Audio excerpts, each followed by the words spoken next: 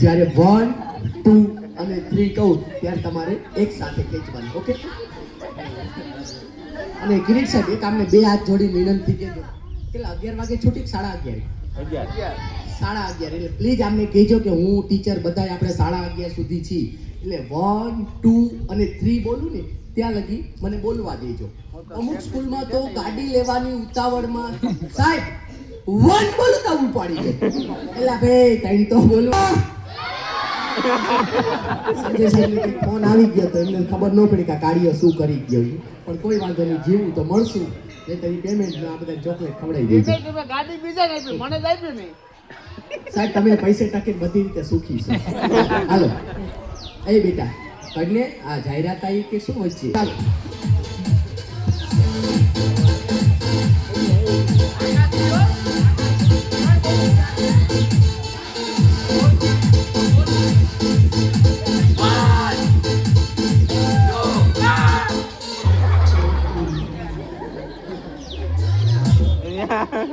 નોકો થઈ ગયો. તાળી વાળો લ્યા. એટલે જાવ તો ખરા.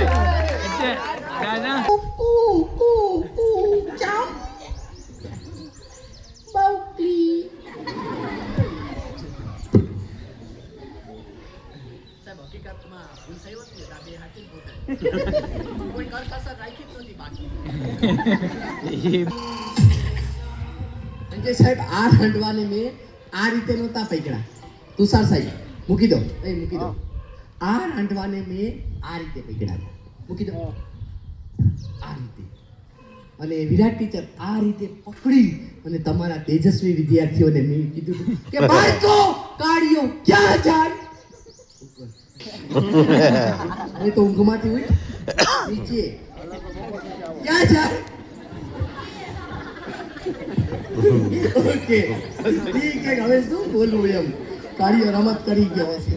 પણ હકીકતમાં કિરીટ સાહેબ ટીચર આપણે જે શીખવાનું છે એ શીખવાનું છે કે અહીંયા નિયમ લાગુ પડે છે દ્રષ્ટિભ્રમનો. શેનો? આ નાની વસ્તુની આગળ સાહેબ આ મોટી વસ્તુ આવી ગઈ એટલે કે રાંડવા નાના છે એની આગળ હાથ મારો મોટો છે. આ રીતે આવી ગયું એટલે આપણને બધાને એમ થયું કે રાંડવા એકદમ મજબૂત છે. અને મને તમારા બે ઉપર દયા હતી. બધા ખુરશી નો તોડી નાખે ને કોલન દબાવી નો દે પડે માથે તો મને એ ચિંતા હતી. પણ હું જ પડતા રહી ગયો. તો પછી આ રીતે પકડી અને મેં આ રાંડવાને વાતોમાં રાખી અને આ રીતે પાછળ જવા દીધા હતા. હજી સમજો અહીંયા સાયન્સ જ કામ કરે છે. અહીંયા મારું જે ગળું છે એનો ભાગ મોટો છે અને જે રાંડવા છે એ તમે જોઈ શકો છો એકદમ પાતળા છે એટલે કે નાના છે.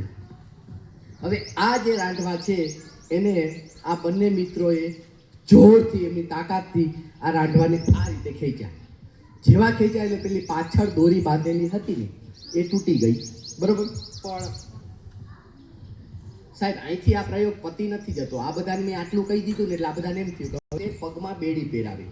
હવે આ બે લોખંડની રીંગો છે મિત્ર અને આ છે કે આપણે માલ ઢોરને બાંધે પેલી સાંકળ લોખંડની, એ સાંકળ છે. પણ એ આપણી યારે ક્રૂર મજાક કરે એટલે કે આપણને છેતરે. આ રીતે કોઈ ગરીબ વ્યક્તિ હોય અને ત્યાં વિધિ કરાવવા માટે જાય કે ભાઈ તમને માતા નડે, ઈશ્વર નડે, અલ્લાહ નડે, ભગવાન નડે, જે નડતું હોય બરોબર, તો તમારે બેડી પહેરવી પડશે અને સામે મૂર્તિ છે એ તમારે 1 2 3 10 ડગલા ચાલવા પડશે. હવે કરી અને પેલી દોરી તૂટી જશે આંચકો લાગવાથી સાહેબ. અને જેવું તૂટી જાય ને એટલે એમ કે જાઓ તમને કંઈ નડતું નથી. પણ એ જ જગ્યાએ કોઈ સુખી સંપન્ન પૈસે ટકે ખાધે પીધે સુખી વ્યક્તિ